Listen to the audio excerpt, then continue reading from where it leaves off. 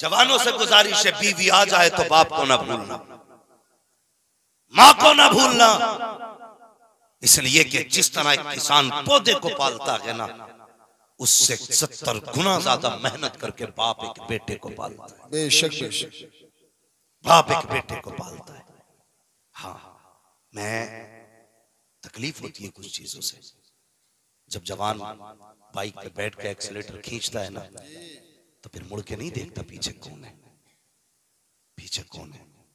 भाई तू तो मर जाएगा एक झटके में, लेकिन उस बूढ़े बाप के बारे में सोचा जिसने कितनी हसरतों के साथ तुझे परवान चढ़ाया है। कभी सोचा उस बाप के बारे में? कभी नहीं सोचते हो। खुदा के बंदो, माँ बाप का ख्याल किया करो, माँ बाप का ख्याल किया करो। एक माँ कितनी हसरतों से बहू लेके आती है, एक बाप कितनी आरजुओं से बेटे का सेहरा देखता है। वो देखना यार, रोते हैं बाप, रोते बेटों के सेहरों पे दुनिया जश्न मनाती है, बाप रोता है। क्यों? वो गम के आंसू नहीं होते, वो खुशी के आंसू होते। बेशक उससे ज्यादा खुशी किसी बराती को नहीं होती है। जितना कलेजा आज बाप का चौड़ा है ना, उतना किसी का नहीं है। लेकिन कल सबसे ज्यादा जिसे सताया जाएगा वो यही है जो तेरी खुशी में सबसे आगे का शरीक है। लोग कहते हैं मुसीबतें आ गई, तुमने बाप के साथ कितना इंसाफ किया, कितनी वफा की, कितनी वफा की।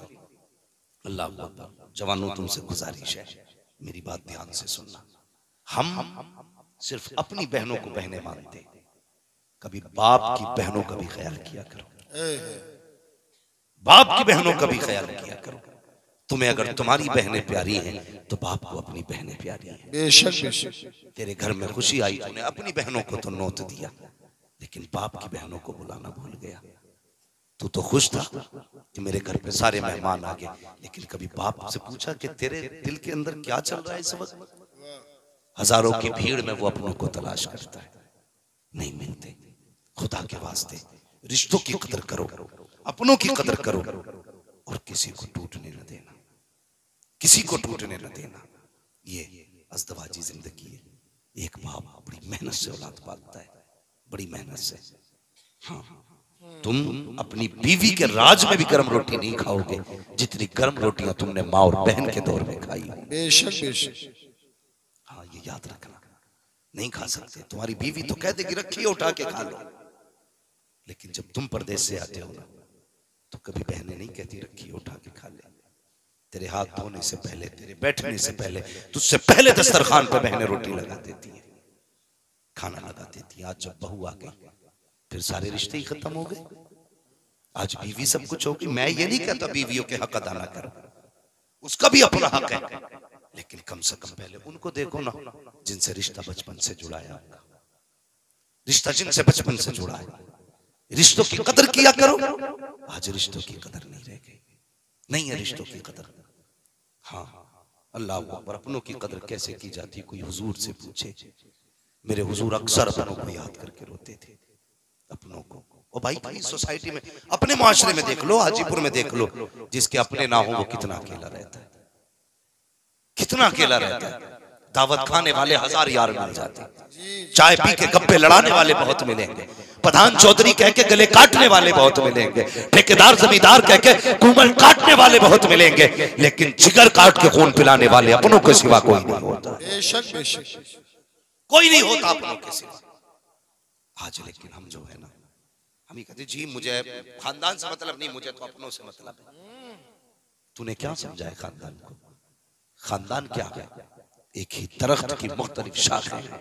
बेशक बेशक एक दरख्त की मुख्तलिफ शाखें, एक शाख के मुख्तलिफ पत्ते हैं। अगर कोई भी शाख दरख्त से कट जाए तो कभी हरी नहीं रहती है। क्या बात है, क्या बात है। कभी हरी नहीं रहती है। अपनों की कदर कर लो, रिश्तों की कदर करो, अपनों की। हाँ, अल्लाह अकबर। हम अपनी जिंदगी के बारे में सोचा करें। बच्चों, जवानों, जब हम छोटे थे ना, हमारा बाप कहता था अपनी हमारी अम्मी से कि इससे पूछिए क्या खाएगा, जो ये कहेगा वो बनाया जाएगा। कितनी बार हमारी मर्जी से घर में खाना बना। आज हमारी जिम्मेदारी नहीं बनती, हम अपनी बीवी से ये कहें आज जो मेरे माँ बाप खाएंगे वो बनाया जाएगा। कहते हैं कभी हम? क्या बात है। कहते हैं कभी हमने तो ये सोच रखा कि जी कोई बात नहीं है, एक रस्म थी, बाप ने पैदा किया, अब वो चले गए, काम खत्म, अब हम हैं, कल हमारे बाद औलाद होगी। नहीं, ये फैसले ना किया करो। अल्लाह की कसम, जो बिना लालच के दुआएं देते हैं ना, वो माँ बाप होते हैं। सच्ची बात। माँ बाप होते हैं। रिश्ते अच्छे करो।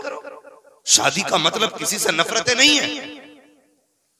सिर्फ एक ही ताजमहल पे अगरबत्ती नहीं लगानी है, उसे आगे बैठा करके सिर्फ उसी की जियारत नहीं करनी है।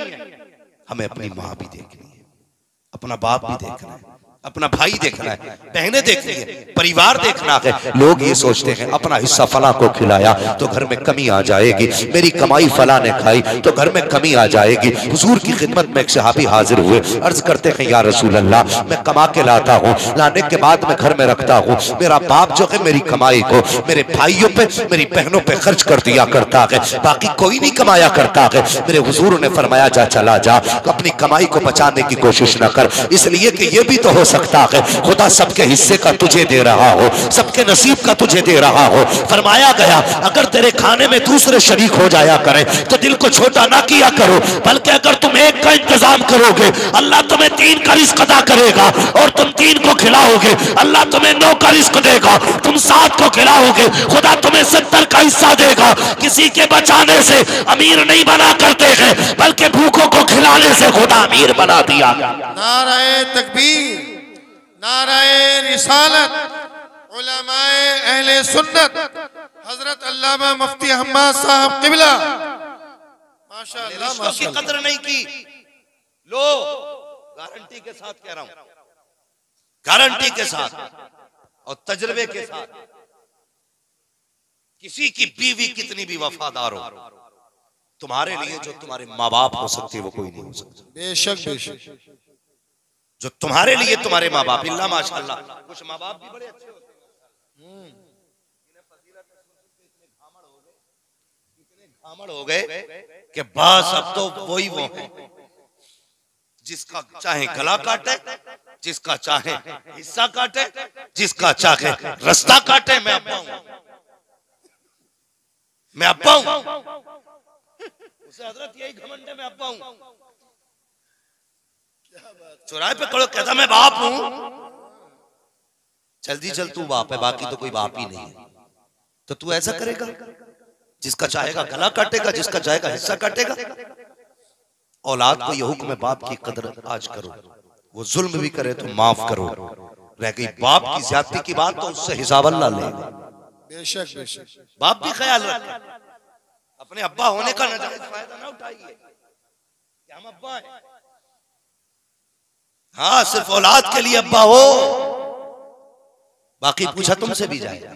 बेशक बेशक। इसलिए तुम भी औलाद के साथ इंसाफ करो, किसी को सताओ मत, किसी को रुलाओ मत, किसी का हक ना मारो, तुम्हें हिसाब देना।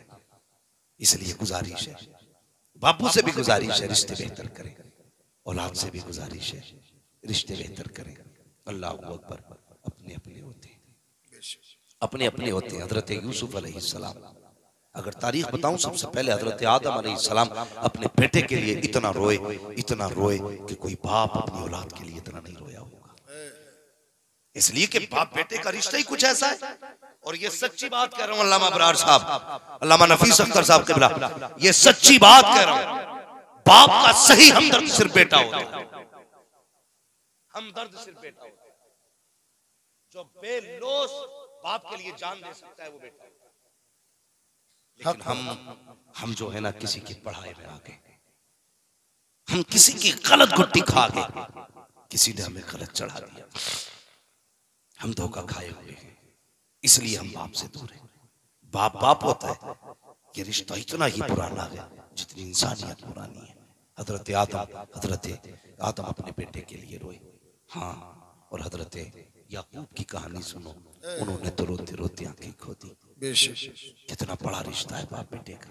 अल्लाह अकबर। भाइयों ने क्या कहा था, अब्बा जी यूसुफ को ले जाना चाहते हैं। एक दिन ख्वाब देखा था ना हजरत यूसुफ ने, अब्बा मैंने ख्वाब देखा है, क्या कि चांद सूरज और 11 सितारे मुझे सजदा कर रहे हैं।